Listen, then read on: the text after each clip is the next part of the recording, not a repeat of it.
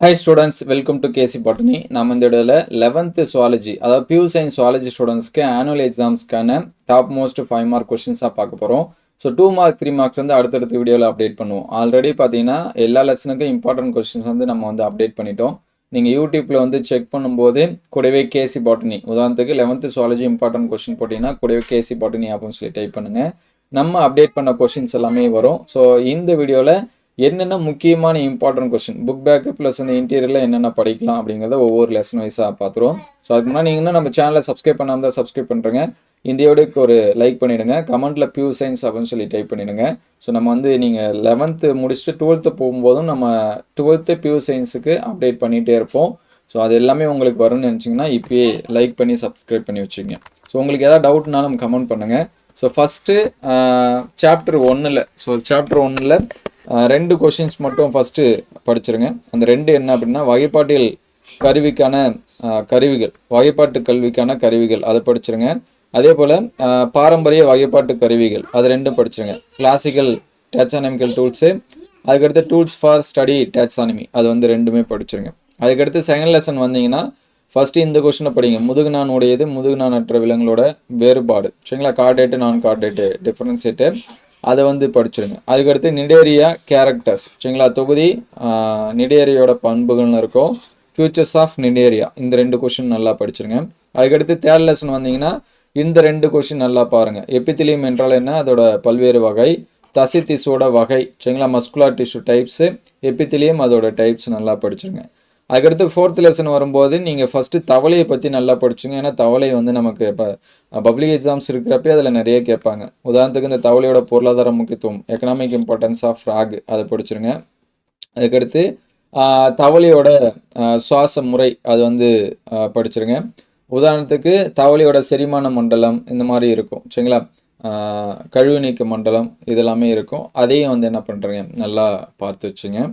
அதுக்கடுத்து fifth lesson வந்து வரும்போது இந்த 2 கொஷின், வாய்க்குழியில் உணவு செரித்தல், சிறுகுடலில் உணவு செரித்தல், digestion buccal cavity, digestion small intestine இது 2 பாருங்கள். அதுக்கடுத்து சிக்ஸ்த் லெசன் வந்தீங்க அப்படின்னா ரொம்ப முக்கியமானது இந்த ஃபஸ்ட்டு கொஷின், சரிங்களா? ஆக்சிஜன் கடத்தல சிக்கல்கள், ப்ராப்ளம்ஸ் இன் ஆக்சிஜன் டிரான்ஸ்போர்ட் இது வந்து நல்லா பாருங்கள். அதுக்கடுத்து உச்சுவாசம் வெளிச்சுவாசம்னு இருக்குது, அந்த கொஷின்ஸ் வந்து படிச்சிருங்க. ஜென்ரலாக கேட்கணும் அப்படின்னு நினச்சிங்கன்னா இந்த புகைப்பிடித்தனால் ஏற்படக்கூடிய தீய விளைவுகள் கேட்கலாம். அதுக்கடுத்து செவன்த் லெசன் வந்தீங்க அப்படின்னா இந்த இதய துடிப்பு தோன்றல் மற்றும் கட்டுப்படுத்துதல் இந்த 2வது கொஷின்ஸ் வந்து பாருங்கள். அதுக்கடுத்து சிபிஆர் அதை வந்து படிச்சிருங்க. அதுக்கடுத்து 8th லெசன் வரும்போது நெஃப்ரானோட அமைப்பு, சரிங்களா? நெஃப்ரானோட ஸ்ட்ரக்சர் வந்து என்ன பண்ணுங்கள் நல்லா பாருங்கள். அதுக்கடுத்து 9th லெசன் இது வந்து தசை சுருக்கிறதுக்கான சறுக்கிழை கோட்பாடு, ஸ்லைடிங் ஃபிலமெண்ட் தேரி அதை வந்து நல்லா படிச்சிருங்க.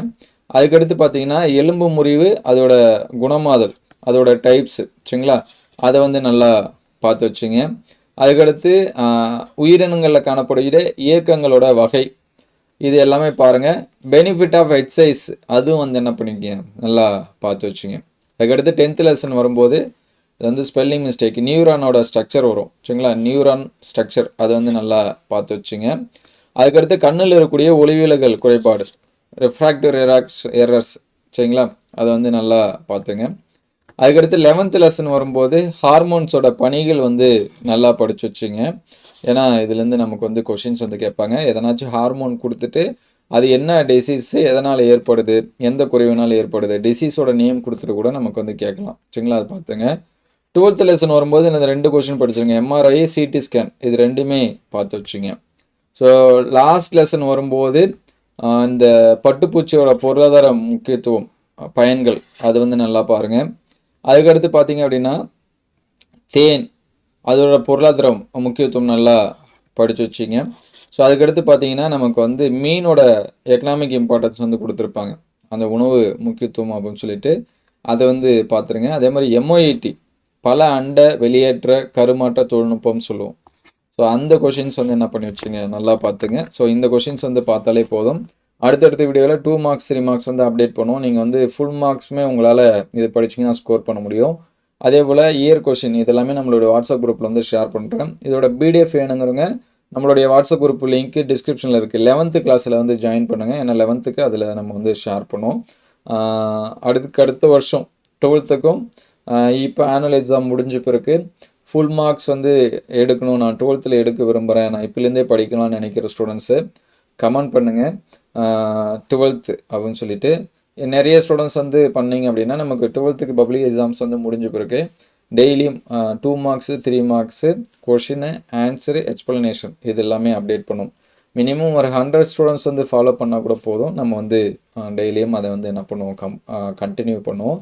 ஸோ வேணுங்கிற ஸ்டூடெண்ட்ஸு கமெண்ட்டில் 12th அப்படின்னு சொல்லி டைப் பண்ணுங்கள். நிறைய பியூர் சயின்ஸ் ஸ்டூடெண்ட்ஸ்க்கு இந்த வீடியோ போய் சேரணும்னு நினச்சிங்கன்னா கமெண்ட்டில் கூடவே 12th பியூர் சயின்ஸ் அப்படின்னு சொல்லி டைப் பண்ணிவிடுங்க. Thank you all.